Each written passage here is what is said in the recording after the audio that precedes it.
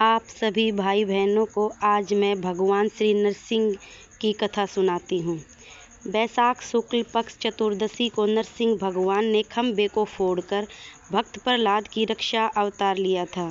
इसलिए इस दिन यह जयंती समारोह मनाया जाता है। इस तिथि पर व्रत रखकर मध्याह्न के समय वैदिक मंत्रों के उच्चारण से स्नान करना चाहिए। भगवान नरसिंह शक्ति तथा पराक्रम के प्रमुख देवता हैं। पूजा स्थान को गोबर से लीपकर तथा कलश में तांबा इत्यादि डालकर उसमें अष्टदल कमल बनाना चाहिए। फिर भगवान की मूर्ति का पूजन करना चाहिए। अपनी शक्ति के अनुसार गोदान, तिल, स्वर्ण तथा वस्त्र आदि का दान देना चाहिए। विजयनगर के राजाओं का नरसिंह मूर्ति ही राजचिन्ह था। कथा पुराणों के अनुसार प्राचीन समय में कश्यप नाम के एक राजा थे। उनकी प्राणवल्लभ नाम महारानी दीति था। दीति के 2 पुत्र हिरण्याक्ष तथा हिरण्यकशिपु हुए।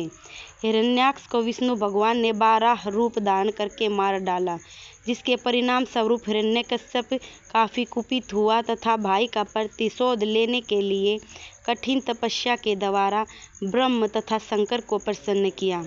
पितामह ब्रह्मा ने उसे अजय होने का वरदान दिया। उसी समय उसकी पत्नी कयाधु की कोख से प्रहलाद का जन्म हुआ। प्रहलाद का जन्म राक्षस के घर में हुआ था। फिर भी वह भगवत भक्त तथा पिता विरोधी था।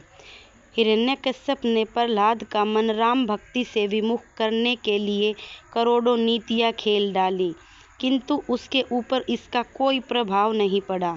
अंत में उसने प्रहलाद को मार डालने के लिए बहुत से षड्यंत्र रचे, जैसे पर्वत की चोटी से गिराना, समुद्र में डुबाना, सांपों की कोठरी में छोड़ना, मतवाले हाथी के आगे रखना तथा अग्नि में जलाने आदि के बहुत से असफल उपक्रम किए, किंतु प्रहलाद का बाल बांका न हो सका। एक दिन प्रहलाद के कृत्य से आग बबूला होकर हिरण्यकश्यप ने तलवार दिखाकर पूछा, बता तेरा भगवान कहाँ है? यह प्रश्न सुनकर विनम्र भाव से प्रहलाद बोला, पिताजी, भगवान हर जगह हैं। हिरण्यकश्यप ने कहा, इस खंबे में भी है? प्रहलाद ने कहा, हाँ, इस खंबे में भी मेरे भगवान हैं। क्रोध से भरे हुए हिरण्यकश्यप ने खंबे पर तलवार से प्रहार किया। इतने में नरसिंह भगवान खंबे को फोड़कर प्रकट हो गए। भगवान नरसिंह ने हिरण्यकश्यप को अपनी गोद में रखकर तेज नाखूनों से उसका पेट चीर डाला। मरण के पश्चात नरसिंह भगवान से प्रार्थना कर प्रहलाद ने अपने पिता को मोक्ष प्राप्त करवाया। प्रसन्न होकर भगवान ने प्रहलाद की स्तुतियों को स्वीकार कर लिया तथा यह कहा कि जो लोग तेरा व्रत करेंगे वे पाप से मुक्त होकर परम धाम को प्राप्त करेंगे।